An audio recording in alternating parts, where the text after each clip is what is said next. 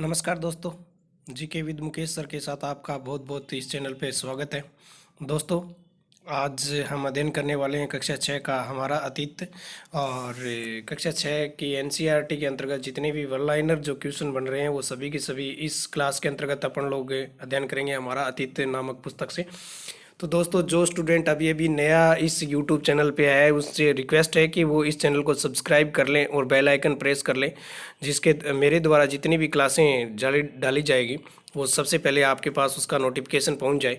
और दोस्तों, वीडियो में अंतिम तक बने रहें, जिसमें जितनी भी मुख्य जो बातें होगी इस कक्षा 6 के बुक के अंतर्गत वो सभी बातें करेंगे। जिस प्रकार से हम राजस्थान के सामान्य परिचय की बात करेंगे, राजस्थान के इतिहास की बात करेंगे, इस क्लास के अंतर्गत इतिहास जानने के स्रोत कौन कौन से होते हैं और राजस्थान में प्राचीन सभ्यताएं कौन कौन सी है, वो किस प्रकार की सभ्यता है। उसके बाद में अगर बात करें तो आज़ादी से पूर्व सरकार का स्वरूप कैसा था, राजस्थान के भौतिक स्वरूप कैसा है, जल संसाधन और संरक्षण कैसे किया जा सकता है, आजीविका के प्रमुख स्रोत कौन कौन से हैं और राजस्थान के आधारभूत सेवाएं कौन कौन सी है, लोक कला और संस्कृति के अंतर्गत अपन लोग ये 10 पार्ट है और 10 पार्टों का इसमें अध्ययन करने वाले हैं। तो वीडियो में अंतिम तक बने रहें और लाइक और शेयर ज़रूर कर दें और ज़्यादा से ज़्यादा अपने दोस्तों के पास ये क्लास पहुंचाएं। जो आने वाले कंपटीशन राजस्थान के अंतर्गत जितने भी कंपटीशन हैं जहां पर एनसीईआरटी से जो क्वेश्चन उठाए जाते हैं वहां से महत्वपूर्ण क्लास ये साबित होने वाली है दोस्तों, जो आपकी लाइफ में याद रहेगी कि यहाँ यार एक दिन उस क्लास में पढ़ा था और उसमें ये चीज़ें वन लाइनर में ये क्वेश्चन बताया हुआ था। तो चलिए दोस्तों, आपका समय न लेते हुए और क्लास शुरू करते हैं। आपने चैनल को सब्सक्राइब कर दिया होगा और बेल आइकन को प्रेस कर दिया होगा। तो पहला ही पार्ट है अपना कि राजस्थान का परिचय। तो राजस्थान के परिचय के अंतर्गत क्षेत्रफल की दृष्टि से भारत का सबसे बड़ा राज्य कौन सा है, तो क्षेत्रफल की दृष्टि से राजस्थान भारत का सबसे बड़ा राज्य है। भारत के कुल क्षेत्रफल का राजस्थान कितना है, तो 10%, 10.41% है। और राजस्थान भारत के किस दिशा में स्थित है, तो ध्यान देना राजस्थान भारत के उत्तर पश्चिम दिशा में स्थित है। उसके बाद राजस्थान का अक्षांशीय विस्तार कितना है, तो राजस्थान का अक्षांशीय विस्तार है 23 डिग्री 3 मिनट से 30 डिग्री 12 मिनट उत्तरी अक्षांश है, ध्यान देना, ठीक है। उसके बाद में ध्यान देना कि आगे बात कर रहे हैं अपन राजस्थान का देशांतरीय विस्तार क्या, तो देशांतरीय विस्तार में 69 डिग्री 30 मिनट से 78 डिग्री 17 मिनट देशांतरीय विस्तार है। उसके बाद में बात करें राजस्थान का कुल क्षेत्रफल कितना है, तो 3,42,239 वर्ग किलोमीटर है। राजस्थान के उत्तर से दक्षिण की लंबाई 826 किलोमीटर है और राजस्थान की पूर्व से पश्चिम की लंबाई 869 किलोमीटर है। राजस्थान में कुल कितने जिले हैं, तो 33 जिले हैं। कितने जिले, 33 जिले। तो सभी अपन इसके अंतर्गत सभी छोटी छोटी बातें हैं वो एक बार के लिए आपका पूरा पूरा रिवीजन हो जाएगा। राजस्थान का क्षेत्रफल की दृष्टि से सबसे बड़ा जिला जैसलमेर है और क्षेत्रफल की दृष्टि से सबसे छोटा जिला धौलपुर है। और राजस्थान का सबसे पहले सूर्योदय होता है धौलपुर में, ठीक है।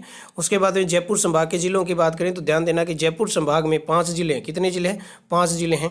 तो जयपुर, दौसा, सीकर, अलवर, झुंझुनू जिले हैं। ये कौन से संभाग के अंतर्गत आते हैं, जयपुर संभाग के अंतर्गत आते हैं। जोधपुर संभाग की बात करें तो जोधपुर संभाग में 6 जिले हैं, जोधपुर, पाली, जालौर, सिरोही, बाड़मेर, जैसलमेर, ठीक है, 6 जिले हैं, ध्यान देना। बीकानेर संभाग में 4 जिले हैं। कितने जिले, 4 जिले हैं, बीकानेर, चूरू, गंगानगर और हनुमानगढ़। अजमेर संभाग की बात करें तो अजमेर, भीलवाड़ा, टोंक और नागौर, 4 जिले हैं, ठीक है। उसके बाद में कोटा संभाग की बात करें तो कोटा संभाग में कोटा, बूंदी, बारां, झालावाड़, 4 जिले हैं, याद रखना, ठीक है। उदयपुर संभाग की बात करें तो उदयपुर, राजसमंद, चित्तौड़गढ़, बांसवाड़ा और डूंगरपुर, प्रतापगढ़, ठीक है। तो कितने जिले, 6 जिले। उसके बाद में भरतपुर संभाग की बात करें तो भरतपुर संभाग के अंतर्गत भरतपुर, धौलपुर, करौली, सवाई माधोपुर, 4 जिले, ठीक है। उसके बाद में ध्यान देना दोस्तों, यहाँ पर राजस्थान में एकमात्र ऐसा संभाग है जिसमें 5 जिले हैं, तो वो जयपुर संभाग है। 2 संभाग ऐसे हैं जिसमें कितने कितने जिले, 6 जिले हैं और 4 संभाग ऐसे हैं जिनमें 4-4 जिले हैं, ठीक है। चलिए नेक्स्ट बात करते हैं कि राजस्थान की सीमा के कितने राज्यों की सीमा लगती है, तो राजस्थान की सीमा के 5 राज्यों की सीमा लगती है। तो वो राज्य कौन कौन से हैं, तो पंजाब है, हरियाणा है, मध्य प्रदेश है, उत्तर प्रदेश और गुजरात है, ठीक है। राजस्थान की कुल तलीय सीमा की लंबाई कितनी है, तो 5,920 किलोमीटर है। राजस्थान के साथ सबसे लंबी सीमा रेखा कौन बनाता है, तो मध्य प्रदेश बनाता है। कौन सा राज्य बनाता है, मध्य प्रदेश। राजस्थान की सबसे छोटी सीमा रेखा कौन बनाता है, तो पंजाब बनाता है, ठीक है। तो मध्य प्रदेश के साथ 1600 किलोमीटर है, तो याद रखना पंजाब के साथ कितनी है, 89, ठीक है। उसके बाद में बात करें राजस्थान की सीमा राजस्थान की सीमा किस देश के साथ लगती है? तो पाकिस्तान के साथ लगती है 1070 किलोमीटर। ठीक है। भारत और पाकिस्तान की सीमा को किस नाम से जाना जाता है? तो रेड क्लिफ के नाम से जाना जाता है। चलिए नेक्स्ट बात करते हैं। अगला पार्ट है दूसरा, राजस्थान का इतिहास से संबंधित पार्ट है ये। और बात करें प्राचीन समय में राजस्थान विभक्त था, तो प्राचीन समय में राजस्थान है वो किस में था? जनपद और अंचल में विभक्त था। ठीक है। उसके बाद में बात करें राजस्थान के किस भाग को मरू प्रदेश कहा जाता है? तो मरू प्रदेश के अंतर्गत आने वाले जिले कौन कौन से थे? बीकानेर, नागौर है, चूरू है, गंगानगर है, जैसलमेर है, बाड़मेर है। ठीक है। मरू प्रदेश की जानकारी हमें कहाँ से मिलती है? तो मरू प्रदेश की जानकारी अपने को मिलती है ऋग्वेद से, रामायण में चरक संहिता में और महाभारत में मरू प्रदेश की जानकारी अपने को मिलती है। आर्यों का प्रारंभिक जनतंत्र कौन सा था? तो आर्यों का प्रारंभिक जनतंत्र मरू प्रदेश था। ठीक है, याद रखना, बड़ा क्वेश्चन है, याद रखना ही। आर्यों का प्रारंभिक जनतंत्र कौन सा था? तो मरू प्रदेश था। चलिए बात करते हैं जांगल प्रदेश में कौन सा क्षेत्र आता है? तो जांगल प्रदेश में वर्तमान के बीकानेर, नागौर और जोधपुर का कुछ भाग आता है जांगल प्रदेश में। ठीक है। जांगल प्रदेश की राजधानी थी अहिछत्रपुर नागौर। ठीक है। अहिछत्रपुर वर्तमान में कहा जाता है, तो नागौर को कहा जाता है। ठीक है। यादव वंश के बलराम और श्री कृष्ण द्वारिका जाते समय किस क्षेत्र से गुजरे थे? तो जांगल प्रदेश से गुजरे थे। ध्यान देना कि यादव वंश यानी सूरसेन जनपद से संबंधित है बलराम और कृष्ण, ध्यान देना। ठीक है, सूरसेन जनपद से संबंधित है। द्वारिका द्वारिका गुजरात में पड़ती है, ध्यान रखना है। ठीक है। तो वो जो गुजरात जा रहे थे तो कौन से क्षेत्र से गुजरे थे? जांगल प्रदेश से गुजरे थे। कौन से जनपद का उल्लेख ऋग्वेद में मिलता है? तो ध्यान रखना है कि ऋग्वेद में मत्स्य जनपद का उल्लेख मिलता है और मत्स्य जनपद की राजधानी विराटनगर थी, जो जयपुर के अंतर्गत आती है। महाभारत काल में मत्स्य जनपद की राजधानी कौन सी थी? तो विराटनगर। ठीक है। मत्स्य जनपद वर्तमान है किस क्षेत्र में? तो अलवर जयपुर के मध्य का भाग था। ठीक है। मत्स्य जनपद का वर्णन किस यात्री ने किया है? तो चीनी यात्री यान चांग ने किया है। ठीक है, वेनशांग। ठीक है, उसी को यानचुआन कहा भी जाता है। ठीक है। राजस्थान के भरतपुर, धौलपुर, करौली का भूभाग किस नाम से जाना जाता है? तो सूरसेन जनपद के अंतर्गत आता था। ठीक है। चलिए बात करते हैं आगे। सूरसेन जनपद की राजधानी कौन सी थी? तो सूरसेन जनपद की राजधानी मथुरा थी। किस यूनानी लेखक ने सूरसेन जनपद का उल्लेख किया है? तो यूनानी लेखक की बात आती है तो यूनानी लेखक सिकंदर ने किया। ठीक है। उसके बाद में कौन सी प्रशस्ति में सूरसेन जनपद राजवंश की जानकारी प्राप्त होती है? तो बयाना प्रशस्ति बयाना भरतपुर में पड़ती है। कहाँ पड़ती है? भरतपुर में। ठीक है। समुद्रगुप्त का भी यहाँ पर लेख मिला है बयाना में। ठीक है। उसके बाद में सिकंदर के आक्रमण के समय पंजाब के कौन सी जनजाति राजस्थान में आकर बसी थी? तो सिकंदर के आक्रमण के समय राजस्थान में मालव, सीवी और अर्जुनाइन बसे थे। याद रखना है, बहुत बढ़िया क्वेश्चन है, टॉप क्वालिटी का क्वेश्चन है कि सिकंदर ने जब भारत पर आक्रमण किया था तब पंजाब क्षेत्र से कुछ जातियां वहां से आगे बढ़ी थी। जो मालव, सीवी और अर्जुनाइन जातियां हैं वो राजस्थान में आकर बसी थी। चलो, वर्तमान राजस्थान में कौन से क्षेत्र में सीवी जाति का आधिपत्य स्थापित है? तो वर्तमान राजस्थान में सीवी जनपद उदयपुर के पूर्वी और पश्चिमी और उत्तर के क्षेत्र में आती है। यानी उदयपुर को प्राचीन काल में सीवी कहा जाता था। इस क्षेत्र को किस नाम से जाना जाता है? तो सीवी जनपद के नाम से जाना जाता है, उदयपुर वाले क्षेत्र को, याद रखना है। ठीक है। चलिए बात करते हैं सीवी जनपद की राजधानी थी। तो सीवी जनपद की राजधानी है वो मध्यमिका थी, जो नगरी के नाम से प्रसिद्ध है, जो चित्तौड़गढ़ जिले के अंतर्गत आती है। मध्यमिका के अवशेष कहाँ प्राप्त होते हैं? चित्तौड़गढ़ के पास नगरी गांव से प्राप्त हुए हैं। चित्तौड़गढ़ क्षेत्र में अन्य किस नाम से जाना जाता है? तो मेदपाट या परागवाट के नाम से भी जाना जाता है। ठीक है। राजस्थान के भरतपुर, अलवर क्षेत्र में किस जाति का आधिपत्य स्थापित हुआ था? तो अर्जुनाइन। ठीक है। मालवों की शक्ति का केंद्र कौन सा था? तो मालव आए थे वो नगरी, ये नगरी नहीं है, थोड़ा ध्यान देना, ये नगर है। नगर कहाँ पड़ता है? टोंक में पड़ता है। नगरी चित्तौड़गढ़ में पड़ती है और नगर कहाँ पड़ता है? टोंक में पड़ता है। मालवों की विजय का स्तूप, विजय का यूप अभिलेख कहाँ मिला है? तो नानसा अभिलेख है जो भीलवाड़ा से प्राप्त होता है। ठीक है, याद रखना, नानसा अभिलेख कहाँ पर है? तो भीलवाड़ा में। और मालव लोगों की विजय का उल्लेख मिलता है। ठीक है। किस आक्रमण से जनपद व्यवस्था समाप्त हो गई? तो 5वीं सदी में हूण आक्रमण से कौन सी व्यवस्था समाप्त हो गई थी? जनपद व्यवस्था है वो समाप्त हो गई थी। चलिए नेक्स्ट क्वेश्चन की बात करते हैं कि जनपदों के पतन का वर्णन कहाँ से मिलता है? तो जनपदों के पतन का वर्णन वृहद संहिता से मिलता है। याद रखना, वृहद संहिता से अपने को जनपदों के पतन का उल्लेख मिलता है। जनपद की समाप्ति के बाद ये क्षेत्र अलग अलग नामों से जाने लगा। तो जनपद की समाप्ति के बाद है तो राजस्थान मेवाड़ है, वागड़ है, मारवाड़ है, हड़ौती है, ढूंढाड़ है, मेवाड़ क्षेत्र के नाम से जाने लगा था। प्राचीन सीवी जनपद का क्षेत्र किस नाम से जाना जाता था? तो मेवाड़ के साथ जाना जाता था। मेवाड़ की कुल कितनी राजधानी थी? तो रही है, तो मेवाड़ की कुल 7 राजधानियां रही है। कितनी राजधानी रही है? 7 राजधानी। नागदा भी रही है, आहड़ भी रही है, कल्याणपुर भी रही है, चित्तौड़गढ़ भी रही है, कुंभलगढ़ भी रही है, चावंड भी रही है और उदयपुर भी रही है। याद रखना, बढ़िया क्वेश्चन है।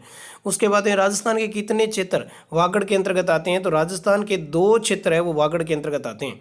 डूंगरपुर बांसवाड़ा किस नाम से जाना जाता है? तो वागड़ प्रदेश के नाम से जाना जाता है, याद रखना। पिलानी के पास नरहड़ क्षेत्र को कहा जाता है, तो वागड़। अब ध्यान देना कि राजस्थान के दो क्षेत्र है जिसको वागड़ के नाम से जाना जाता है, ठीक है। तो एक तो पिलानी के पास वाला क्षेत्र और एक डूंगरपुर बांसवाड़ा वाला क्षेत्र भी वागड़ के नाम से जाना जाता है, ठीक है। उसके बाद में नेक्स्ट क्वेश्चन की बात करें, मरु प्रदेश को वर्तमान में किस नाम से जाना जाता है? तो मरु प्रदेश को मारवाड़ कहा जाता है। मंडोर का 7वीं शताब्दी में किसका शासन था? तो गुर्जर प्रतिहारों का शासन था मंडोर में। मंडोर जोधपुर में पड़ता है, ठीक है। कोटा बूंदी का क्षेत्र वर्तमान में किस नाम से जाना जाता है? तो हाड़ौती क्षेत्र के नाम से जाना जाता है। कोटा बूंदी का प्राचीन काल किस जनजाति का शासन रहा? तो कोटा बूंदी क्षेत्र में प्राचीन काल में मीणा जाति का जनजाति का यहाँ शासन रहा था। बूंदी का नामकरण किसके नाम पर हुआ है? तो बूंदा मीणा के नाम पर बूंदी का नाम मीणा बूंदी पड़ा है, ठीक है। जयपुर के आसपास के क्षेत्र को किस नाम से जाना जाता है? तो ढूंढाड़ कहा जाता है। कछवाए वंश से पहले यहाँ किसका शासन था? तो यहाँ जयपुर में कछवाए वंश से पहले मीणा और बड़गुजरों का शासन था, ठीक है। अलवर भरतपुर क्षेत्र किस नाम से जाने जाते हैं? तो मेवात के नाम से जाने जाते हैं। मेवात क्षेत्र को किस जनजाति का आधिपत्य रहा है? मेव जाति का आधिपत्य रहा है मेवात क्षेत्र में। मेव जाति का प्रसिद्ध नायक कौन था? तो मेव जाति का प्रसिद्ध शासक हुआ है वो हसन का मेवाती था। तो राणा सांगा के साथ है वो खानवा के युद्ध में हसन का मेवाती जो सेनापति के रूप में रोल अदा करता है वही हसन का मेवाती है। ये प्रमुख मेव जाति का नायक है, नेता रहा है।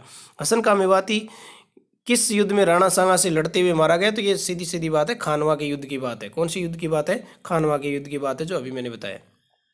प्रतापगढ़ को किस नाम से जाना जाता है? तो प्रतापगढ़ को कांटल कहा जाता है। इंपॉर्टेंट क्वेश्चन है, ध्यान देना है। प्रतापगढ़ को क्या कहा जाता है? कांटल कहा जाता है। झालावाड़ क्षेत्र को किस नाम से जाना जाता है? तो झालावाड़ क्षेत्र मालवा का भाग है, मालवा मध्य प्रदेश में पड़ता है। शेखावाटी क्षेत्र में कौन कौन से जिले आते हैं? तो शेखावाटी क्षेत्र में चूरू, झुंझुनू, सीकर आता है। तो लाडनू तहसील भी आती है, तो लाडनू तहसील नागौर जिले की है, ठीक है। ब्यावर और अजमेर क्षेत्र को किस नाम से जाना जाता है? तो मेरवाड़ा के नाम से जाना जाता है, ठीक है। उसके बाद में नेक्स्ट पार्ट है, तीसरा पार्ट है हमारे अतीत पुस्तक का, इतिहास जानने के स्रोत। यानी हम लोग किससे इतिहास जान सकते हैं? तो इतिहास जानने के स्रोत को कितने भागों में विभाजित किया जाता है? तो इतिहास जानने के स्रोत को 2 भागों में विभाजित किया जाता है। एक तो होता है पुरातात्विक स्रोत होता है और एक साहित्यिक स्रोत होता है, ठीक है।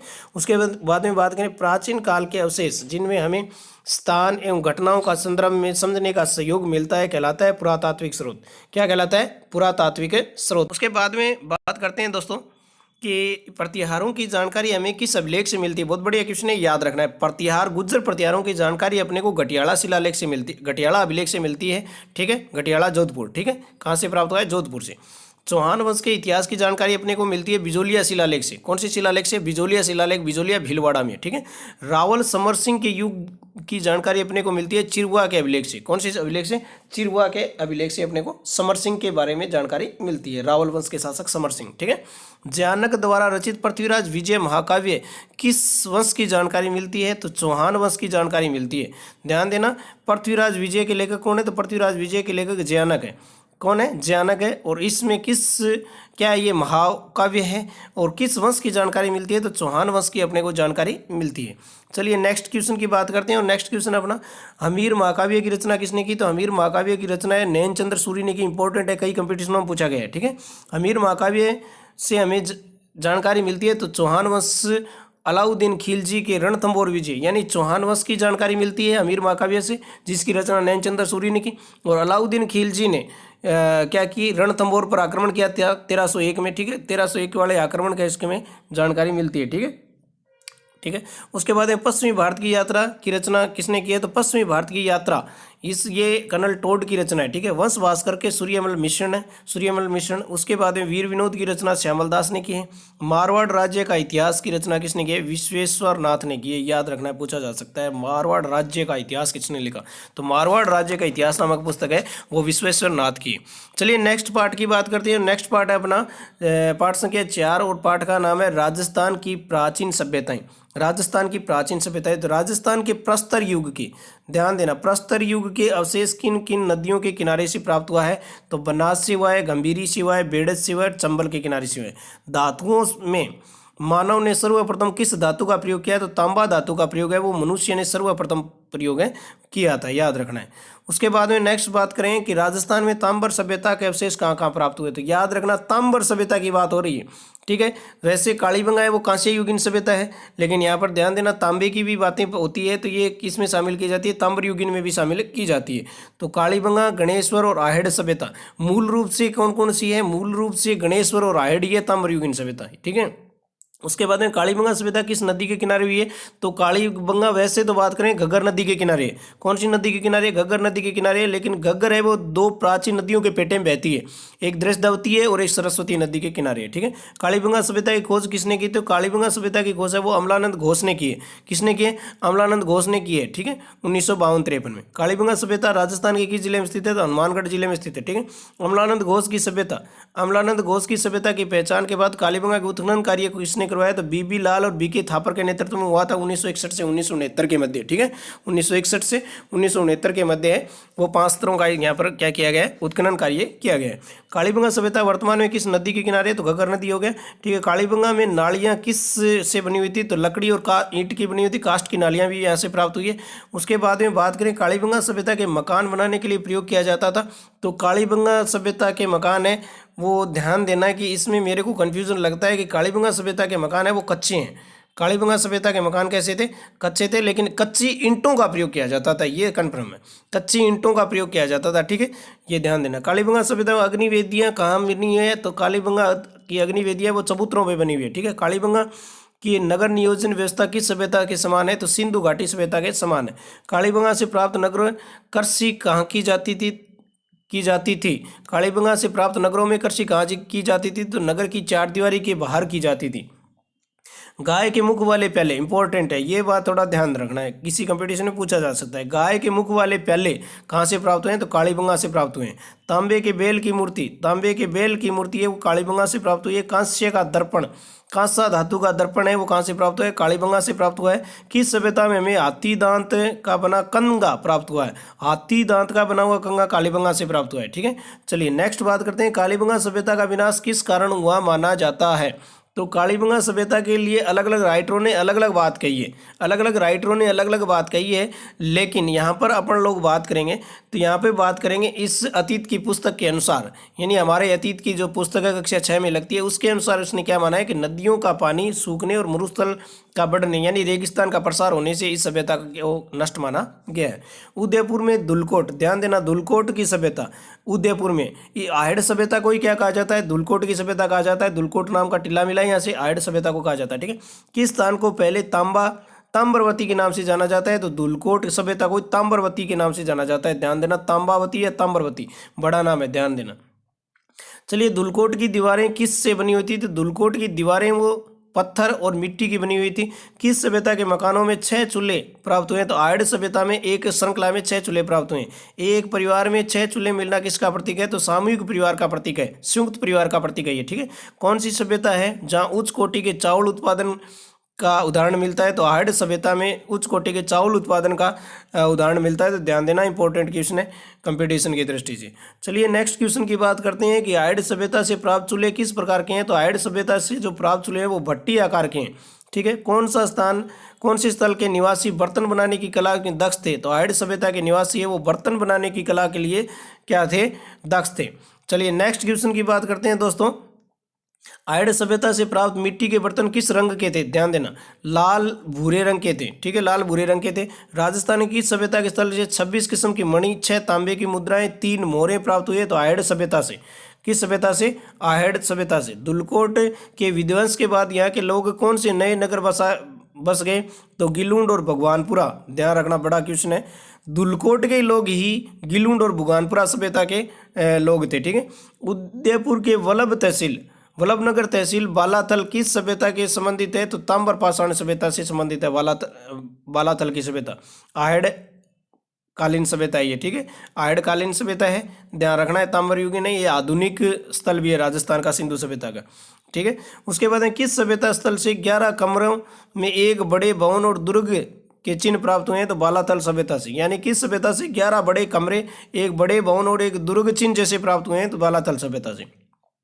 बालाथल से ताम्र सभ्यता के अलावा और किस सभ्यता के अवशेष मिले हैं? तो लोहा कालीन सभ्यता के अवशेष मिले हैं। ठीक है, उसके बाद में ध्यान देते हैं कि लोहा गलाने की भट्टियां कहाँ से प्राप्त हुई है? लोहा गलाने की भट्टियां, ध्यान रखना, बालाथल से प्राप्त हुई है। लोहा गलाने की भट्टियां सुनारी झुंझुनू से भी प्राप्त हुई है, याद रखना है। और यहाँ से भी प्राप्त हुई है। विराट जयपुर, विराट सभ्यता कहाँ से? जयपुर के अलावा किस स्थान से बुने हुए वस्त्र के अवशेष मिले हैं? तो बालातल से। अब ध्यान देना कि विराट में भी बुने हुए वस्त्र के अवशेष मिले हैं, जबकि बालातल से भी बुने हुए वस्त्र के अवशेष मिले। गणेश्वर सभ्यता के अवशेष कहाँ से प्राप्त होते हैं? सीकर जिले के नीम का थाना तहसील में गणेश्वर सभ्यता कातली नदी के किनारे विकसित हुई थी। ठीक है, गणेश्वर सभ्यता को अन्य किस नाम से जाना जाता है? तो ताम्र संचित संस्कृति के नाम से जाना जाता है, यानी इसी सभ्यता से सभी जगह तांबे की पूर्ति की जाती थी। ठीक है, उसके बाद में बात करें गणेश्वर से कौन से तांबे का उपकरण पश्चिमी और मध्य एशिया के निर्यात किया जाता था? तो दोहरी परतदार सिरा वाली तांबे की पिन। ठीक है, उसके बाद में गणेश्वर सभ्यता से कितने प्रकार की मिट्टी के पात्र मिले? 2 प्रकार के मिट्टी के पात्र मिले गणेश्वर सभ्यता से। ठीक है, चलिए बात करते हैं आगे। लोहाकालीन पुरातात्विक स्थल राजस्थान के कौन कौन से हैं? याद रखना, लोहकालीन सभ्यताएं कौन कौन सी है? याद रखना, बड़ा शब्द है लोहकालीन सभ्यता, या लोहे युगीन सभ्यता। तो बेराट की सभ्यता है वो लोहे युगीन है। सांबर जयपुर की सभ्यता लोहे युगीन है। बागोर की सभ्यता लोहे युगीन है। रेड टोंक के अंतर्गत आता है, रेड टोंक, जिसको टाटानगर के नाम से जाना जाता था।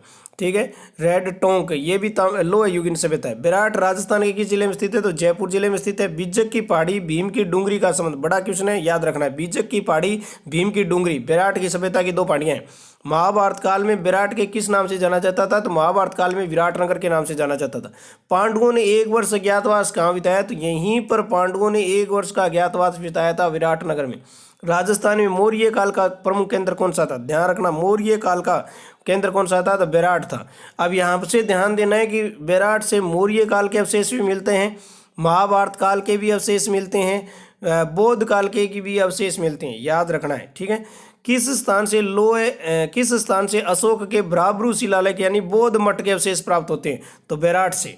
इसीलिए मैंने बताया था मौर्य काल, बौद्ध काल के अवशेष और महाभारत काल के अवशेष यहाँ से प्राप्त होते हैं। राजस्थान के किस सभ्यता स्थल से एक कमरे में 36 चांदी की मुद्राएं प्राप्त हुई थी? विराट से 36 चांदी की मुद्राएं प्राप्त हुई है। उसके बाद में बात करें 36 चांदी की मुद्राओं में कितनी भारतीय यूनानी शासकों की है? तो ध्यान देना, 28 यूनानी शासकों की। 36 चांदी की मुद्राओं में पंचमारक सिक्के कितने हैं? तो 8 मुद्राएं वो पंचमारक सिक्के हैं। कहाँ की खुदाई में स्वास्तिक चिन्ह यानी संतिया तथा त्रिरत्न चक्र चिन्ह युक्त अलंकृत घोड़े, दीपक, नाचता हुआ पक्षी, पत्थर की संदूक, लोहे की कील, हाथ से बना हुआ वस्त्र प्राप्त हुआ है? तो विराट से। ठीक है, उसके बाद में नेक्स्ट पार्ट है दोस्तों, आज़ादी से पूर्व सरकार का स्वरूप और राजस्थान का भौतिक स्वरूप, ये चीज़ दोनों एक साथ में डाल दी है। तो भूसंरचना के आधार पर राजस्थान को विभाजित किया जा सकता है। तो 4 भागों में। कितने भागों में विभाजित किया जाता है? 4 भागों में। थार का मरुस्थल, अरावली पर्वतमाला और पूर्वी मैदान और दक्षिणी पूर्वी का पठार। ठीक है, भौगोलिक दृष्टि से राजस्थान को कितने भागों में बांटा जाता है? तो भौगोलिक दृष्टि से राजस्थान को 4 भागों में बांटा जाता है। ठीक है, थार का मरुस्थल राजस्थान के कुल क्षेत्रफल का कितना भाग है? तो 12 जिलों में फैला हुआ है। कितने जिलों में फैला हुआ है? 12 जिलों में, और 61% भाग में फैला हुआ है। राजस्थान 61% भाग जो थार का मरुस्थल है, कितने प्रतिशत जनसंख्या निवास करती है? तो 40%, 61% भाग में निवास करती है। चलिए, विश्व का सबसे धनी मरुस्थल कौन सा है? तो विश्व का सबसे धनी मरुस्थल है वो थार का मरुस्थल है, जो राजस्थान के अंतर्गत आता है। थार के मरुस्थल के किस भाग को महामरुस्थल कहा जाता है? तो थार के मरुस्थल के अंतर्गत बाड़मेर, जैसलमेर और बीकानेर के रेतीले मरुस्थल को क्या कहा जाता है? महान मरुस्थल के नाम से भी जाना जाता है। किसी स्थानीय भाषा में धोरे कहा जाता है?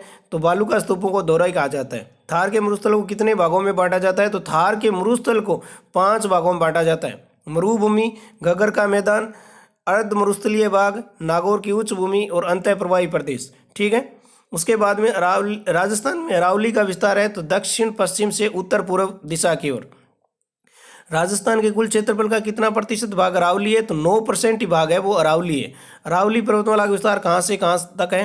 तो अरावली पर्वतमाला का विस्तार खेड़बरम गुजरात से लेकर दिल्ली के रायसीना की पहाड़ी तक है। कहाँ तक है? रायसीना की पहाड़ी तक। अरावली पर्वतमाला की कुल लंबाई है वो 692 किलोमीटर है। कितनी है? 692 किलोमीटर। अरावली पर्वतमाला को 2 भागों में विभाजित किया जाता है। कितने भागों में विभाजित किया जाता है? 2 भागों में। अरावली पर्वतमाला की लंबाई राजस्थान में कितनी है? तो 550 किलोमीटर, यानी 80% ये किसमें? राजस्थान के अंतर्गत आती है। चलिए नेक्स्ट क्वेश्चन की बात करते हैं। राजस्थान के अरावली क्षेत्र में राजस्थान की कुल कितनी जनसंख्या निवास करती है? तो अरावली 9% भाग को अरावली राजस्थान का क्षेत्रफल घेरती है और 10% इसमें कितनी है जनसंख्या निवास करती है। चलिए बात करते हैं पूर्वी मैदान राजस्थान के कुल क्षेत्रफल का है तो 23% भाग है वो पूर्वी मैदान है और 23% क्षेत्रफल राजस्थान की 40% जनसंख्या निवास करती है। किस क्षेत्र में बीड़ भूमि डांग क्षेत्र कहा जाता है तो कोटा से लेकर धौलपुर के आसपास का जो भाग है उसे बीड़ भूमि या डांग क्षेत्र के नाम से जाना जाता है, जो चंबल प्रवाही क्षेत्र है, ठीक है, जहाँ पर चंबल नदी बहती है उसी को बीड़ भूमि या उत्खात भूमि कहा जाता है या डांग क्षेत्र इसी को कहा जाता है। छप्पन का मैदान कहाँ है पाया जाता है तो छप्पन का मैदान बांसवाड़ा से प्रतापगढ़ जिले में छप्पन का मैदान विस्तृत है, जो छप्पन नदी नालों का समूह है। छप्पन नदी नालों का क्या है ये समूह है। जो कौन सी नदी प्रवाहित होती है यहाँ पर माही नदी प्रवाहित होती है, ध्यान देना है। राजस्थान के दक्षिणी पूर्वी पठारी भाग को किस नाम से जाना जाता है तो राजस्थान का जो दक्षिणी पूर्वी पठारी भाग है इसे हाड़ौती के नाम से जाना जाता है। किस नाम से जाना जाता है हाड़ौती के नाम से जाना जाता है। दक्षिणी पूर्वी पठारी भाग राजस्थान के कुल क्षेत्रफल का कितना भाग है तो 7% ही है। कितना है 7%, ठीक है। उसके बाद में बात करें दक्षिणी पूर्वी पठारी भाग जो 7% है इसमें राजस्थान की कुल कितनी जनसंख्या निवास करती है तो 11% जनसंख्या निवास करती है। राजस्थान में कितने प्रकार की जलवायु परिस्थितियां पाई जाती है तो राजस्थान में 5 प्रकार की जलवायु परिस्थितियां पाई जाती है। अरावली से पूर्व में जयपुर एवं उत्तर पूर्वी जिलों में किस प्रकार की जलवायु पाई जाती है तो अरावली से पूर्व और जयपुर एवं उत्तर पूर्वी जिलों में उप आर्द्र जलवायु पाई जाती है। सवाई माधोपुर से लेकर उदयपुर तक किस प्रकार की जलवायु पाई जाती है तो ध्यान देना आर्द्र जलवायु पाई जाती है सवाई माधोपुर से लेकर उदयपुर तक। चलिए नेक्स्ट क्वेश्चन की बात करते हैं। दक्षिण में बांसवाड़ा और दक्षिण पूर्वी झालावाड़ जिलों में जलवायु पाई जाती है तो अति आर्द्र जलवायु पाई जाती है जहाँ अधिक वर्षा होने वाला क्षेत्र है ये। राजस्थान की प्रमुख ऋतु कौन कौन सी है तो ग्रीष्म ऋतु मार्च से जून तक होती है। वर्षा ऋतु होती है जुलाई से लेकर सितंबर तक और शीत ऋतु अक्टूबर से फरवरी तक। राजस्थान में ग्रीष्म ऋतु में चलने वाली अत्यंत गर्म हवाएं हैं वो क्या कहलाती है लू कहलाती है। ये 100 किलोमीटर प्रति घंटा की रफ्तार से चलने वाली ये हवा है, ठीक है, ये गर्म है हवाएं हैं। किस मानसून से राजस्थान में अधिक वर्षा होती है तो बंगाल की खाड़ी से के मानसून से राजस्थान में सर्वाधिक वर्षा होती है। दक्षिणी राजस्थान में सर्वाधिक वर्षा किस मानसून से होती है तो दक्षिणी राजस्थान में अरब सागर से के मानसून से सर्वाधिक वर्षा होती है। राजस्थान में सर्वाधिक आर्द्र जिला कौन सा है तो झालावाड़ है जहाँ 100 सेंटीमीटर वर्षा होती है, ठीक है। उसके बाद में बात करें राजस्थान का सबसे कम वर्षा वाला जिला जैसलमेर है जहाँ 10 सेंटीमीटर वर्षा होती है, ठीक है। उसके बाद में बात करते हैं दोस्तों आगे कि राजस्थान में सर्वाधिक वर्षा वाला स्थान कौन सा है तो माउंट आबू है जहाँ 150 सेंटीमीटर वर्षा होती है जो सिरोही के अंतर्गत आता है। उसके बाद में बात करें भारत में शीत ऋतु में होने वाली वर्षा क्या कहलाती है तो माउट कहलाती है। शीत ऋतु में होने वाली वर्षा किससे होती है तो पश्चिमी विक्षोभों से होती है, भूमध्य सागरीय चक्रवातों से होती है, ठीक है। माउट किस फसल के लिए उपयोगी है तो गेहूं की फसल के लिए माउट उपयोगी है। चलिए नेक्स्ट पार्ट की बात करते हैं। नेक्स्ट पार्ट है जल संसाधन एवं संरक्षण। राजस्थान में जल विभाजक का काम कौन करता है तो अरावली पर्वतमाला राजस्थान में जल के विभाजन का काम करती है।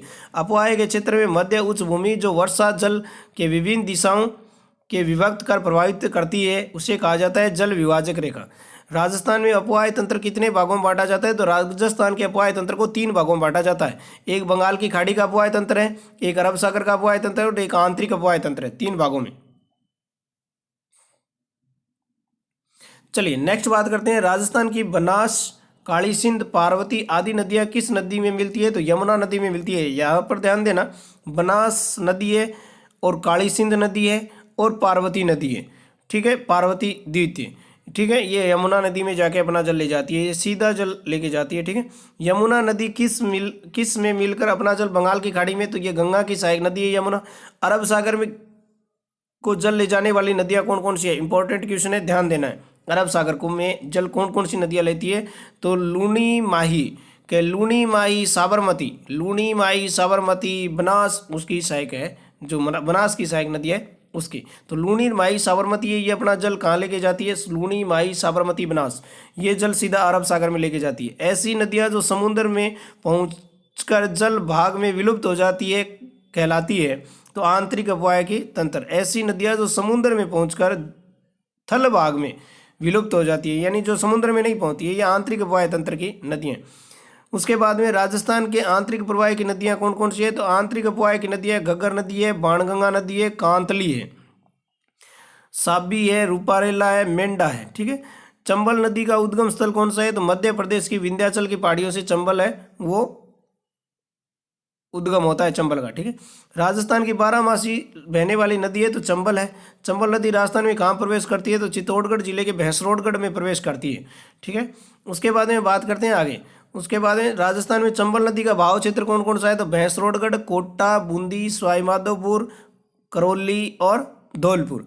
चंबल नदी राजस्थान के कितने जिलों में बहती है तो चंबल नदी 6 जिलों में बहती है। राजस्थान का उद्योग नगर है तो कोटा है। कोटा किस नदी के किनारे है तो चंबल नदी के किनारे बसा हुआ शहर है। बनास नदी का उद्गम होता है तो राजसमंद की खमनोर की पहाड़ियों से होता है, ठीक है। राजसमंद की खमनोर की पहाड़ियों से बनास नदी का उद्गम होता है, ठीक है। बनास नदी का बहाव क्षेत्र कौन कौन सा है तो बनास नदी है राजसमंद में बहती है, चित्तौड़गढ़ में, भीलवाड़ा में, टोंक में, सवाईमाधोपुर में बहती है। बनास नदी चंबल के किस स्थान में मिलती है तो ध्यान देना कि बनास नदी है सवाईमाधोपुर के रामेश्वर में। बनास नदी है वो चंबल में मिलती है, ठीक है। बनास नदी है तो मौसमी नदी है, याद रखना है, ठीक है। उसके बाद में बात करें आगे कि राजस्थान में बहने वाली सबसे लंबी नदी कौन सी है तो पूर्णतः राजस्थान में बहने वाली सबसे लंबी बनास ही है। बनास नदी की कुल लंबाई कितनी है 480 किलोमीटर है। बनास नदी किस तट पर बसे नगर कौन कौन से है टोंक और सवाईमाधोपुर दोनों के दोनों बनास के किनारे बसे हुए शहर है। बनास की प्रमुख नदियां कौन कौन सी है कि मेनाल, कोठारी, बेड़च, खारी। मेनाल, कोठारी, बेड़च, खारी है ये बनास की सहायक है। मेनाल, कोठारी, बेड़च, खारी, ठीक है। लूनी नदी का उद्गम कहाँ होता है तो अजमेर में से होता है, नागपाड़ से निकलती है 2 धाराओं से। लूनी नदी का उद्गम अजमेर के किस स्थान से होता है तो गोविंदगढ़ से होता है, ठीक है। लूनी नदी उद्गम किन 2 धाराओं से मिलने से होता है तो सरस्वती और सागरमती, याद रखना, ठीक है। लूनी नदी का बहाव क्षेत्र है तो लूनी नदी कौन कौन से जिले में बहती है अजमेर में बहती है, नागौर, पाली, जालोर, बाड़मेर, ठीक है, बाड़मेर, जोधपुर इस क्षेत्र में बहती है। ये आगे पानी कहाँ लेके जाती है कच्छ के रण गुजरात में लेके जाती है, ठीक है। चलिए नेक्स्ट क्वेश्चन की बात करते हैं दोस्तों। लूनी नदी का पानी कहाँ के बाद खारा होता है तो बाड़मेर के बालोतरा नामक स्थान पे जाने के बाद में वहाँ की भूमि की लवणीयता की अधिक होने के कारण ये पानी है, ये क्या मीठा पानी है खरास में बदल जाता है, यानी खारा हो जाता है। लूनी नदी की प्रमुख सहायक नदियां कौन कौन सी है इंपॉर्टेंट बात है, ध्यान देना। क्या जोजड़ी, बांडी, मीठड़ी। जोजड़ी, बांडी, मीठड़ी, ज्वाई, खारी, सूखड़ी। जोजड़ी, बांडी, मीठड़ी, ज्वाई, खाड़ी, सूखड़ी, सागी, गुइया, ये याद रखना। क्या जोजड़ी, बांडी, मीठड़ी, ऐसे याद रखना। जोजड़ी, बांडी, मीठड़ी, ज्वाई, खारी, सूखड़ी, ज्वाई, खारी, सूखड़ी और सागी, गुइया।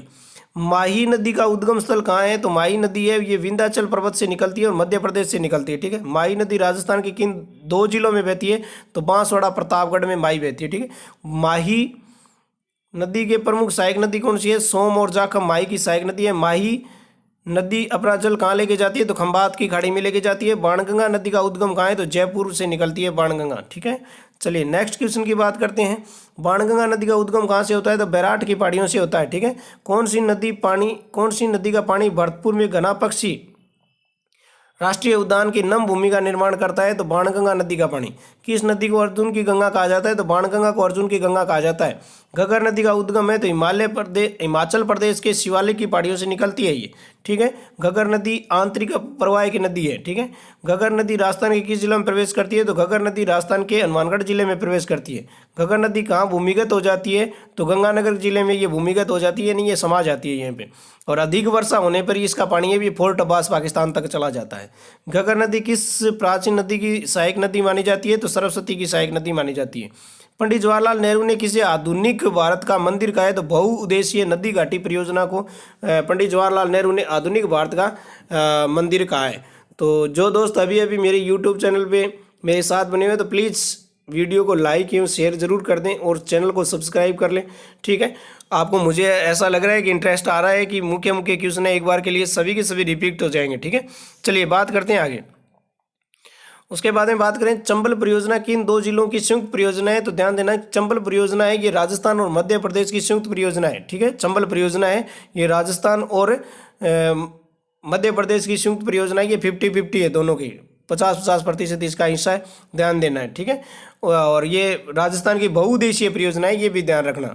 राजस्थान की जो बहुउद्देशीय परियोजनाओं की बात करें अपन तो बहुउद्देशीय परियोजना कौन कौन सी है तो भांकड़ा नांगल है, व्यास परियोजना है, उसके बाद में चंबल घाटी परियोजना है, उसके बाद में बात करें अपन तो परवन परियोजना जो हाल ही के रिकॉर्ड के अंतर्गत आई है परवन परियोजना है। ये राजस्थान की सभी क्या है कि ये बहुउद्देशीय परियोजना है। चंबल नदी पर कुल कितने बांध बनाए गए तो चंबल नदी में 4 बांध बनाए गए, ध्यान देना। चंबल नदी में कुल कितने बांध है 4 है, 4 में से कितने राजस्थान में, तो 4 में से 3 राजस्थान में है और एक कहाँ, ये गांधी सागर कहाँ पड़ता है, तो मध्य प्रदेश में। चंबल नदी पर बना मध्य प्रदेश का बांध कौन सा है, तो गांधी सागर है। चंबल नदी पर बना चित्तौड़गढ़ में कौन सा बांध है, तो राणा प्रताप सागर है। और चंबल नदी पे कोटा जिले में कितने बांध है, तो कोटा जिले में 2 है। कितने, 2 है। एक तो जवाहर सागर बांध है, ठीक है, ये कोटा बैराज। तो ध्यान देना, जवाहर सागर बांध है ये चंबल नदी पे पिक अप बांध है, ठीक है। किस प्रकार का बांध है, पिकअप बांध है। और कोटा बैराज जो बांध है ये एक तो ध्यान देना है कि कोटा शहर को पेयजल की सुविधा उपलब्ध करवाता है, औद्योगिक क्षेत्र को पानी कोटा बैराज से दिया जाता है कोटा के। उसके बाद में कोटा में कोटा बूंदी बारां तीनों जिलों में यहाँ पे कोटा बैराज से सिंचाई की जाती है, ठीक है। उसके बाद में चंबल नदी परियोजना का मुख्य उद्देश्य क्या है, विद्युत एवं सिंचाई सुविधा उपलब्ध करवाना, ठीक है। चलिए नेक्स्ट क्वेश्चन की बात करते हैं, माही बजाज सागर परियोजना। माही बजाज सागर परियोजना है ये राजस्थान और मध्य प्रदेश की है। किस किस के, राजस्थान और मध्य प्रदेश की है, ठीक है। इसमें सॉरी राजस्थान और गुजरात की है, ध्यान रखना है। माही बजाज सागर राजस्थान और गुजरात की है। गुजरात का हिस्सा इसमें 55% है और राजस्थान का कितना है, 45% हिस्सा है, ठीक है। चलिए बात करते हैं कि माही बजाज सागर बांध कहाँ स्थित है, तो माही बजाज सागर बांध है ये बांसवाड़ा में स्थित है, ठीक है।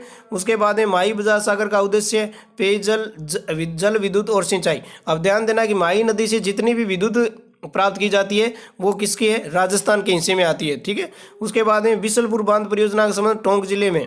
बिसलपुर बांध कहाँ पर है, टोंक जिले में। बिसलपुर बांध कहाँ स्थित है, तो टोंक जिले में टोडाराय नगर में बनाया गया है, बिसलपुर गांव में, ठीक है। बिसलपुर बांध निम्न में से किस जिलों में पेयजल सुविधा की आपूर्ति देता है, तो बिसलपुर बांध से, ध्यान देना बड़ा क्वेश्चन है, इंपॉर्टेंट क्वेश्चन है। तो बिसलपुर बांध से जयपुर, अजमेर और टोंक को पेयजल की सुविधा उपलब्ध करवाई जाती है। कौन कौन से 3 जिले हैं, जयपुर है, अजमेर है, टोंक जिला है। सरदार सरोवर परियोजना किन राज्यों की संयुक्त परियोजना है, सरदार सरोवर परियोजना। तो ध्यान देना, सरदार सरोवर है वो गुजरात की, मध्य प्रदेश की, महाराष्ट्र की और राजस्थान की 4 जिलों की संयुक्त परियोजना है ये, ठीक है। उसके बाद में बात करें आगे, सरदार सरोवर बांध कहाँ स्थित है, तो सरदार सरोवर बांध है ये गुजरात में स्थित है और नर्मदा नदी पर बनाए गए। कौन सी नदी पे बनाए गए, नर्मदा नदी पे बनाए गए। याद रखना, इसी नर्मदा नदी के किनारे सरदार वल्लभ भाई पटेल का स्टेच्यू लगाए गए, ठीक है, याद रखना है। उसके बाद में बात करें आगे कि सरदार सरोवर बांध राजस्थान के किन जिलों से फायदा होगा, तो सरदार सरोवर बांध से राजस्थान के जालोर और बाड़मेर जिले को सिंचाई की सुविधा उपलब्ध करवाई जाएगी। ध्यान देना, पेयजल भी इन्हीं पर है और बात करें जालोर और बाड़मेर में सिंचाई भी यहीं पर, इन्हीं जिलों से होती है। पेयजल सुविधा उपलब्ध भी यहीं कराई जाएगी। ज्वाई बांध कहाँ पर है, तो ज्वाई बांध पाली में।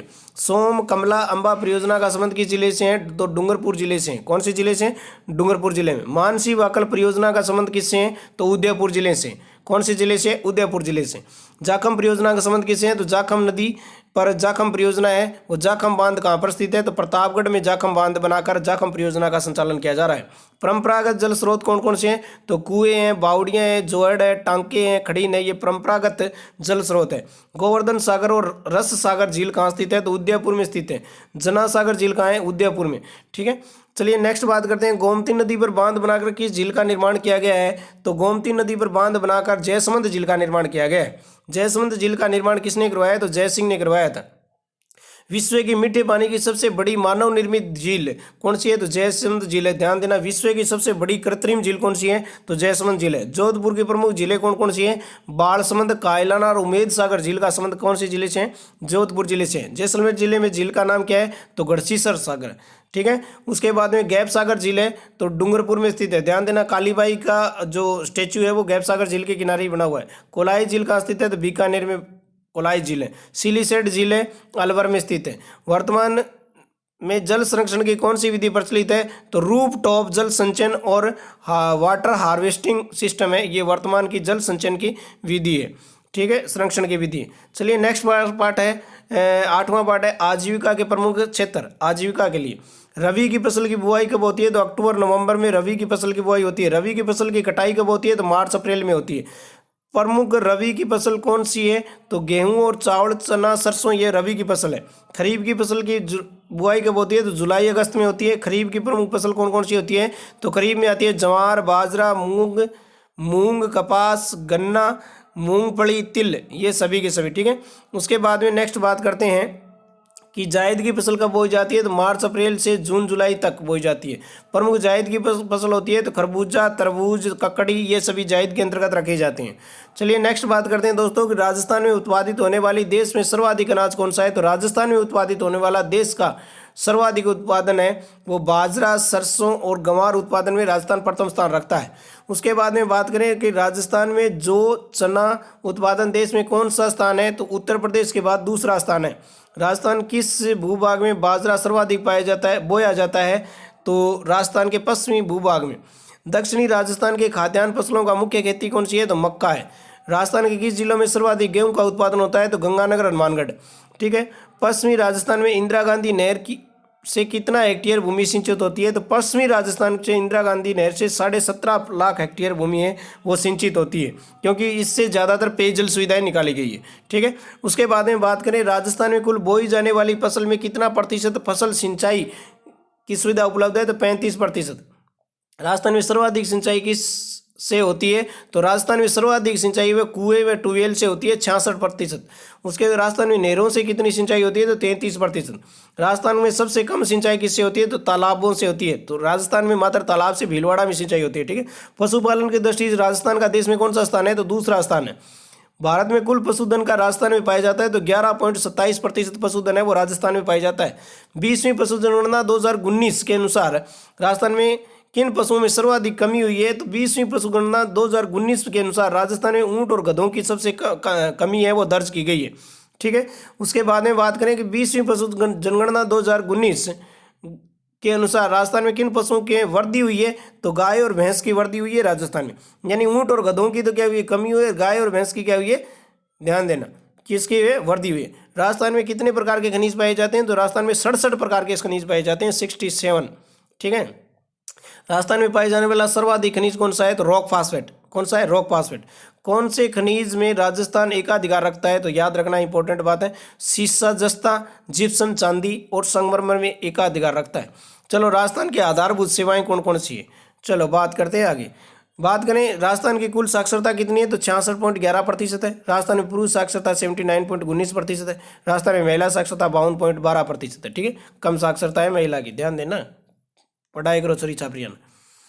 उसके बाद में बात करें राजस्थान में उप स्वास्थ्य केंद्र कितनी आबादी पर स्थापित किए गए हैं? तो 1000 की आबादी पर उप स्वास्थ्य केंद्र। राजस्थान में प्राथमिक स्वास्थ्य केंद्र की स्थापना कितनी आबादी वाले क्षेत्र में किया जाते हैं? तो 30,000 की। राजस्थान के 1 लाख की आबादी वाले स्थान पर कौन से केंद्र स्थापित हैं? तो सामुदायिक स्वास्थ्य केंद्र। राजस्थान में 33 जिलों में से कितने जिलों में मेडिकल कॉलेज खोले गए हैं? तो 30 जिलों में मेडिकल कॉलेज है, 33 जिलों में से राजस्थान में। सुकन्या समृद्धि योजना के तहत खाता कहाँ खुलवाया जाता है? तो डाक विभाग में। याद रखना, बड़ा क्वेश्चन है, करंट जी के में पूछा जा सकता है। राजस्थान राज्य परिवहन निगम की स्थापना कब की गई? तो 1 अक्टूबर 1964 में। आज चर्चा में रही है परिवहन निगम, याद रखियो। ठीक है। उसके बाद में बात करें राजस्थान में सड़कों की सर्वाधिक लंबाई कहाँ है? तो जोधपुर में। राजस्थान में सड़कों की सर्वाधिक लंबाई कहाँ पर है? जोधपुर में। उसके बाद में बात करें दोस्तों राजस्थान में सड़कों की न्यूनतम लंबाई धौलपुर में। राजस्थान में सबसे लंबा राष्ट्रीय राजमार्ग कौन सा है? तो NH-15 है, 735 है, 45 के। ठीक है, नवीन नाम है। NH-15 का नया नाम है NH-68, 11 और 62, इन तीनों को मिलाकर ये राजस्थान का सबसे लंबा नेशनल हाईवे। ठीक है। राजस्थान का सबसे छोटा नेशनल हाईवे कौन सा है? तो NH-71। NH-71 का नया नाम है NH-999। याद रखना, ये दोनों इंपॉर्टेंट है। उसके बाद में राजस्थान में रेलवे के कितने जोन है? तो राजस्थान में रेलवे के 2 जोन है, उत्तरी पश्चिमी रेलवे और पश्चिमी मध्य रेलवे। ठीक है। राजस्थान में रेलवे कितने मंडल है? तो मंडल 5 है। याद रखना, जोन 2 है, मंडल 5 है। जयपुर, जोधपुर, अजमेर, बीकानेर और कोटा मंडल है। चलिए नेक्स्ट बात करते हैं भारत का सबसे बड़ा रेलवे मॉडल कक्ष कहाँ स्थित है? तो ध्यान देना, भारत का सबसे बड़ा रेलवे मॉडल कक्ष उदयपुर में है, राजस्थान के अंतर्गत। राजस्थान में पहली रेलगाड़ी चलाई गई तो आगरा फोर्ट से बांदूकुई के बीच चलाई गई 1874 में। ठीक है, याद रखना है। उसके बाद में 10वां पार्ट है अपना लोक संस्कृति और कला। पूर्वी राजस्थानी भाषा के प्रतिनिधि बोली कौन सी है? तो पूर्वी राजस्थान की बात है तो पूर्वी राजस्थान में 4 प्रकार की मुख्य बोलियां बोली जाती हैं। ढूंढाड़ी है, हड़ौती है, मेवाती है, अहिरवाटी है। पश्चिमी राजस्थान में भी 4 है, मारवाड़ी है, मेवाड़ी है, बुआगड़ी है और शेखावाटी है। ठीक है, चलिए आगे बात करते हैं कि राजस्थान में गणगौर का त्यौहार मनाया जाता है। तो चैत्र शुक्ला तृतीया को मनाया जाता है। गण और गौर शब्द का सूचक है। गण यहाँ पर शिव है तो गौर पार्वती है। सावन के महीने में मनाया जाने वाला प्रमुख त्यौहार है तीज का त्यौहार। ठीक है। भादो माह की कृष्ण पक्ष की तीज को किस नाम से जाना जाता है? तो भादो माह की कृष्ण पक्ष की तीज को कजली तीज और सातुड़ी तीज के नाम से जाना जाता है। होली के 8वें दिन कौन सा त्यौहार मनाया जाता है? तो होली के 8वें दिन शीतलाष्टमी मनाई जाती है। जयपुर में शीतला माता का मंदिर कहाँ स्थित है? तो सील की डूंगरी में। ठीक है, सील की डूंगरी आमेर। उसके बाद में उदयपुर में शीतला माता का मंदिर किस प्रमुख मंदिर कौन सा है? तो वल्लभ नगर कस्बे में स्थित है। ध्यान रखना, पूछा जा सकता है। पुष्कर मेले का आयोजन किया जाता है तो कार्तिक पूर्णिमा को। पुष्कर मेला अजमेर में लगता है। केला माता का मंदिर कहाँ स्थित है? तो केला माता का मंदिर करौली में स्थित है। ध्यान रखना, करौली में स्थित है। ठीक है, चलिए नेक्स्ट बात करते हैं। केला माता के सवाई माधोपुर में स्थित मेले को कहा जाता है तो लक्की मेला। ठीक है, क्या कहा जाता है? लक्की मेला। कि लक्की मेला यानी जिसकी जनसंख्या 1 लाख से अधिक हो उसको कहा जाता है लक्की मेला। केला देवी का मेला आयोजित होता है तो चैत्र कृष्ण द्वादशी से चैत्र शुक्ल द्वादशी तक। ठीक है, महावीर जी के मेले का आयोजन होता है तो चैत्र शुक्ला एकादशी से वैशाख शुक्ला द्वितीया तक होता है। महावीर जी की मूर्ति का रंग कैसा होता है? लाल है। दशहरा मेला कहाँ आयोजित होता है? तो कोटा में होता है। कहाँ होता है? कोटा में। चलिए नेक्स्ट बात करते हैं। हरियाली अमावस्या के मेले की शुरुआत किसके शासनकाल में हुई? बढ़िया क्वेश्चन है। हरियाली अमावस्या के मेले की शुरुआत किसके शासन काल में हुई? तो महाराणा फतेह सिंह के शासनकाल में 1899 में शुरू हुई थी। ठीक है, महाराणा फतेह सिंह बिजोलिया किसान आंदोलन वाली जो बात है वहाँ पर चले जाओ और उसके बाद में एक चले जाना कौन से? चेतावनी राज चुंगतिया। उसके बाद में हरियाली अमावस्या का मेला बढ़ता है तो हरियाली अमावस्या को बढ़ता है श्रावण मास की बात है ये। ठीक है, ख्वाजा मोइनुद्दीन चिश्ती कहाँ से बढ़ता है? तो ईरान से कहते, सिजिस्तान से। ख्वाजा साहब का उत्सव लगता है तो प्रथम रजब से लेकर छठी रजब तक अजमेर में लगता है। आदिवासियों का सबसे बड़ा मेला तो वेणेश्वर मेला। वेणेश्वर मेले का आयोजन होता है तो डूंगरपुर जिले में। ध्यान देना, बड़ा नाम है। और माही नदी पर और सोम नदी के संगम पर होता है माही और सोम। ठीक है, बीकानेर के शासकों की अधिशास्त्री माता कौन सी थी? तो अधिष्ठात्री माता थी वो कर्णी माता थी। कौन सी थी? कर्णी माता। उसके बाद में नेक्स्ट बात करते हैं। खाटू श्याम जी का मेला आयोजित होता है तो फाल्गुन शुक्ल पक्ष की 10वीं से द्वादशी तक। बाबा रामदेव का मेला आयोजित होता है भाद्र माह से के शुक्ल पक्ष की द्वितीया से एकादशी तक। ठीक है, उसके बाद में बात करते हैं आगे। गलियाकोट का उर्स आयोजित होता है तो डूंगरपुर में सागवाड़ा तहसील के गलियाकोट का समय। गलियाकोट उर्स किसकी मज़ार पर? फखरुद्दीन मौला की मज़ार है। ध्यान देना ही। किस मज़ार को मज़ार फ़कीर कहा जाता है? तो फखरुद्दीन मौला की मज़ार को मज़ार फ़कीर कहा जाता है। दाऊदी बोहरा समाज की आस्था का स्थल है तो गलियाकोट। याद रखना। राजस्थान के कौन से 5 लोक देवता ये पंच पीरों में शामिल है? तो रामदेव जी है, पाबू जी है, मेया जी, हड़बू जी है, गोगा जी। गोगा नवमी मनाई जाती है तो भाद्र कृष्ण नवमी को। कृष्ण नवमी में ध्यान देना, ये भी गोगा मेडी स्थित है तो हनुमानगढ़ जिले में। ठीक है, कौन से जिले में? हनुमानगढ़ जिले में। चलिए नेक्स्ट क्वेश्चन की बात करते हैं। तेजा जी मेले का आयोजन होता है तो पर्वतसर नागौर में होता है। ठीक है, ऊंटों के देवता के रूप में पूजनीय देवता है तो पाबू जी। पाबू जी का मुख्य स्थान है पाबू मंड या कोलूमंड। ठीक है, मीराबाई का जन्म हुआ तो मेड़तिया राठौड़ वंश की कुड़की ग्राम में। ठीक है, कौन से गांव में हुआ था? कुड़की गांव में। मेड़ता राठौड़ वंश की राजकुमारी थी ये। ठीक है, मीरा का विवाह किस वंश में हुआ? तो सिसोदिया वंश में भोजराज के साथ में। ठीक है, उसमें दादू दयाल ने कब अकबर से भेंट की? तो 1885 में उनकी भेंट हुई थी। फतेहपुर सीकरी आगरा में हुई थी। ठीक है, आगरा में पड़ता ही है, उत्तर यूपी में पड़ता है फतेहपुर सीकरी। विश्नोई संप्रदाय के प्रवर्तक कौन थे? तो जाम्बोजी। जाम्बोजी का जन्म कहाँ हुआ? तो 1508 में भाद्र कृष्ण अष्टमी को पीपासर नागौर में हुआ था। ठीक है, जसनाथ जी का जन्म कहाँ हुआ? तो कतरियासर बीकानेर में हुआ था जसनाथ जी का जन्म। चलिए नेक्स्ट बात करते हैं। जसनाथ जी किस से प्रभावित थे? तो गुरु गोरखनाथ जी से प्रभावित थे। राजस्थान के लोग संत जो स्वयं अशिक्षित रहते हुए भी लोगों में शिक्षा की अलग जगाई तो श्रीदानंद जी। श्रीदानंद जी का संबंध किससे है? तो शेखावाटी से। श्रीदानंद जी कहाँ के थे? शेखावाटी के थे। ठीक है, श्रीदानंद जी ने देह त्याग कहाँ पर की थी? तो सीकर जिले के लक्ष्मणगढ़ में। किस संत का आदर्श वाक्य था कि स्वस्थता में ही ईश्वर का निवास होता है? तो श्रीदानाथ का। काष्ठ कला का प्रमुख केंद्र है बस्सी चित्तौड़गढ़। लकड़ी के बिवाड़, कावड़, रंगाई छपाई के ठप्पे कहाँ बनते हैं? तो बस्सी चित्तौड़गढ़ में बनते हैं। कहाँ बनते हैं? बस्सी चित्तौड़गढ़ में। चलिए नेक्स्ट की बात करते हैं। लकड़ी के खिलौने और कठपुतली के लिए प्रसिद्ध है तो उदयपुर। ध्यान देना, लकड़ी के खिलौने और कठपुतली शब्द आ जाए तो उत्तर क्या बनेगा? उदयपुर बन जाएगा। लकड़ी की मूर्तियों के लिए कौन सा स्थान प्रसिद्ध है तो जेठाना गांव डूंगरपुर। लकड़ी की मूर्तियों के लिए कौन सा गांव? तो डूंगरपुर। चलिए नेक्स्ट बात करते हैं, और अंतिम दौर में चल रहे हैं इस पुस्तक के अध्यायों की। और बात करें लकड़ी का फर्नीचर कहाँ प्रसिद्ध है तो लकड़ी का फर्नीचर शेखावाटी और बीकानेर का प्रसिद्ध है। टेराकोटा के लिए प्रसिद्ध है तो मुलेला गांव नाथ द्वारा राजमंद। टेराकोटा की निर्मित वस्तुएं निर्मित की जाती है तो अलवर और बाड़मेर में। लाख के आभूषण कहाँ के प्रसिद्ध है? जयपुर जोधपुर के। ठीक है। थेवा कला कहाँ की प्रसिद्ध है? तो प्रतापगढ़ की।